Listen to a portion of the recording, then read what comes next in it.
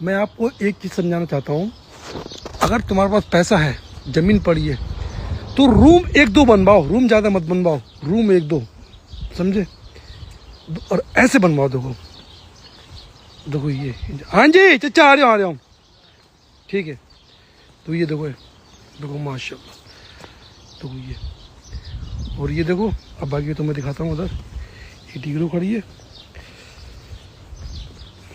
इंशाल्लाह जब मुझे जगह ऐसी बनवाऊंगा, बस इसमें कितने 1 2 3 जो मजलिस है, मतलब 3 रूम है और मजलिस है, बाकी बस ये बनूंगा बस। अब वो स्विमिंग पूल ही बनूंगा इसके अंदर, माशाल्लाह देखो नहाने का, देखो ये, समझे। देखो